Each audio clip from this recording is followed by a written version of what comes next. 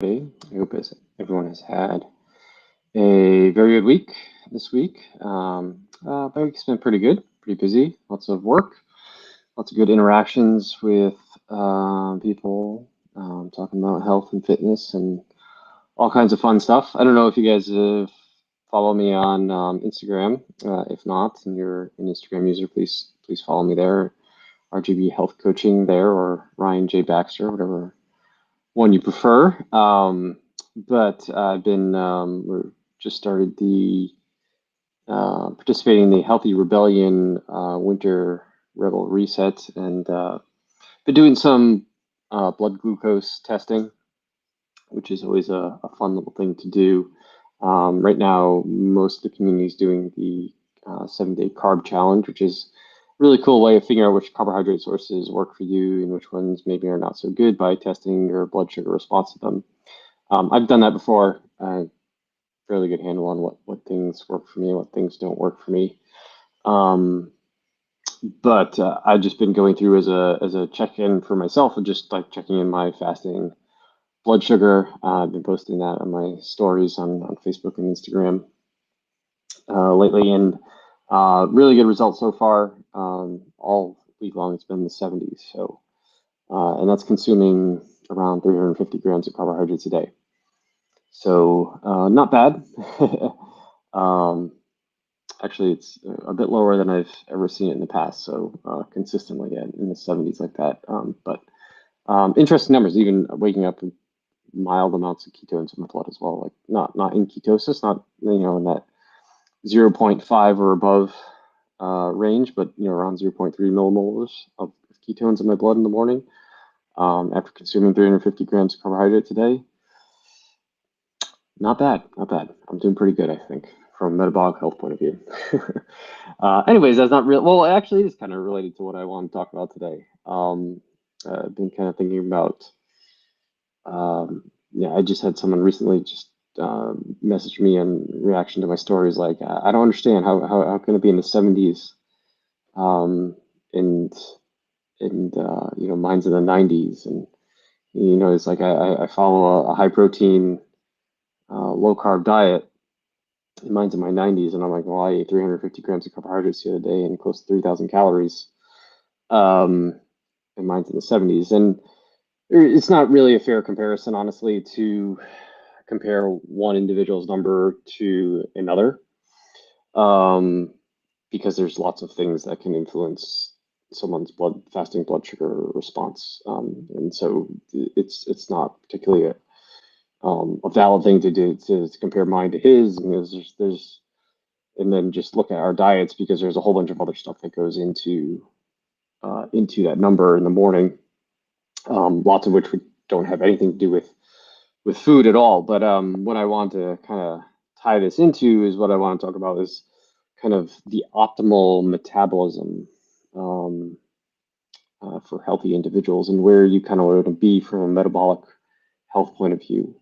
And there's lots of, as always, controversy around, well, should you be burning fat all the time and be in ketosis, or try to boost those ketone numbers and the amount of fat you're burning, up as high as possible? Or, then other people say, well, the body prefers carbohydrates. You should be eating carbohydrates and not consuming a ton of fat, right? Because it's not really what we prefer to burn. And in reality, my mind is the optimal metabolism is one that can do both, right? And what you'll hear when people refer to this is a term called metabolic flexibility. And really all that means is you have a metabolism that is not reliant on any given one specific fuel source, fat or carbohydrates, but your body can move from burning one to the other depending on the demands that you place on it, right? So ideally, when you're not very active, like I'm just standing here talking to you, or you're sitting down watching a movie, or you're maybe going out for a leisurely walk or a bike ride or something like that, you're burning mostly fat, right? Your body is relying on fat because it's a readily it's much more abundant in the in your body, right? You have a lot of fat on your body. Even if you're super lean, you still have way more fat on your body than you do carbohydrates or stored glycogen that comes from carbohydrates. And most of the time you're not moving very intensely. You're moving very leisurely or not moving at all. So it makes sense when you're doing something like that that you're using mostly fat. But then when you start to put higher demands on um, your body should be able to move over into burning carbohydrates or glycogen, stored glycogen, right? Because it's a much more quicker burning fuel. It will supply more energy to your body at a faster pace when the demands are high enough. And so it's much more efficient to burn carbohydrates in those situations. And basically and then once you stop moving that intensely, you'll calm down and you move back to burning fat. And that being able to switch back and forth like that, depending on what you're requiring of your body, is what we refer to as metabolic flexibility. And that is where you want to be from a health perspective. That's the way you want your metabolism to operate. That's what we have done for hundreds of thousands of years. It was never our metabolism was never meant to go to one extreme and the other, meaning we weren't meant to burn fat 100% of the time, and we weren't meant to burn carbohydrates 100% of the time. Now, clearly, either one of those extremes is possible. Right? We have people who eat very high fat diets and eat nearly no carbohydrates, um, and they can survive and perform and do certain things that are sometimes quite remarkable. I would make an argument that maybe they're not, while they might be remarkable, they're not optimal, but it's possible to do a lot without eating any carbohydrates, right? It's a completely optional macronutrient. And then you have people on the other end of the spectrum who slam all kinds of highly processed foods with very high carbohydrate diets, and they also seem to survive, right? Maybe again, not optimally, right? They might have their fasting blood sugar might be in the hundreds or pre-diabetic range or diabetic range, but they can survive, right? I guess, through some means, through science, you can survive that way for quite a long time. And you can either, do it for, a fairly long time without having any terribly detrimental effects from it, right? I mean, people get away with eating highly processed diets for years and years and years of their lives before it finally catches up to them, right? So our bodies are highly adaptable from one extreme to the other, but you can tell when someone is at one extreme and the other, right? And so, the person who's eating a lot of carbohydrates, they might not be able to go very long without eating any food at all, right? Because they're constantly need to get their blood sugar up. It's constantly dropping and down, going below, where it normally should be, and so they need to eat more to get it back up. And um, you can tell that they're very dependent on carbohydrates. They can't do any kind of fasting at all. Like trying to fast for 12 hours might be extremely challenging for them. On the other hand, someone who is very much their fat is a primary macronutrient in their diet, and they don't eat very little carbohydrates. Their body has prioritized the ability to metabolize fat over any kind of carbohydrates. So when they try to do any kind of high intensity movement or exercise or anything like that, they might just kind of feel a little flat once they get up into that higher intensity range. Might be burning a ton of fat doing it, but I mean, it doesn't mean that they're putting out their maximal amount of effort they could if they had a metabolically flexible approach um, to their diet. Now, that's not to say if you could care less about your performance and you know you have you're trying to treat metabolic disease, or you have type 2 diabetes, or you're pre-diabetic, or you have blood sugar issues that you shouldn't eat in a high fat way to help with that stuff. And you don't care about your performance, you're not trying to perform, you're purely doing it for health. Sure, fine.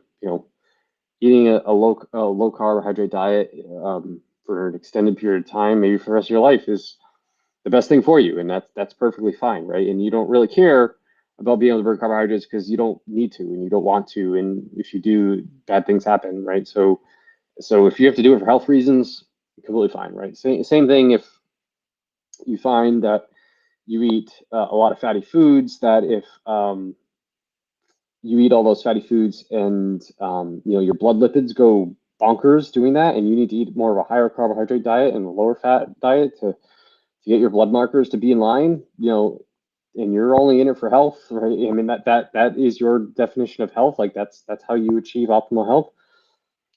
All about too, right? But I think ideally we want to be able to deal with either a higher carbohydrate diet or a higher fat diet, and have our metabolisms be able to handle either one, and use the right fuel when we need to.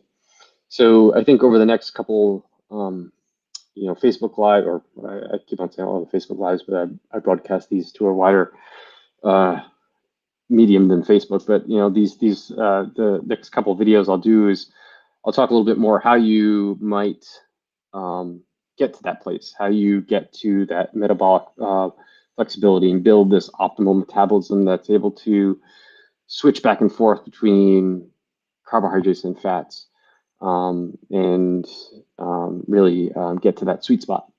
So if you have any questions or comments or want to hear more about this topic, or want me to dive deeper into it, please leave them below in the comment section, or reach out to me via my direct messages, and we can I'll definitely try to address them in the coming weeks. This is probably one of my favorite topics to talk about, and I'll have much more nerdy science about it coming out very soon. Hint, hint, hint. But yeah, just from a general high level point of view, I think there's a lot to talk about here, and it's super interesting. And there's a lot of, like I said, controversy between one approach and the other. And in reality, as always, I think there's a happy middle ground where most people should live. So yeah. Again, any comments, questions, concerns, things you want to hear, please drop them in the comments below or direct message me. Like I mentioned last week, I still have a couple spots open for one-on-one health coaching. If you are interested in health coaching, getting some one-on-one help, achieving your goals, performing optimally in your life, please reach out to me. Happy to discuss more about that. You can go to my website at rjbhealth.coach. Right in the homepage, there's a schedule discovery call button. Click on that, fill out the form, and I'll get back to you, and we can definitely chat more. Or if you just want to reach out to me directly and skip that process altogether, please do that as well. Happy to talk about that. And if you want to get all my content that I put out, these videos, just things that I write out to my newsletter, my blog posts, that type of stuff, without stalking me on social media, please go to rjbhealth.coach, and at the top there's a newsletter link. Click that, enter your email address, and you can sign up for the newsletter and keep up with everything I'm doing from that point of view. With that, I hope everyone has an excellent weekend, and I will talk to you all next week.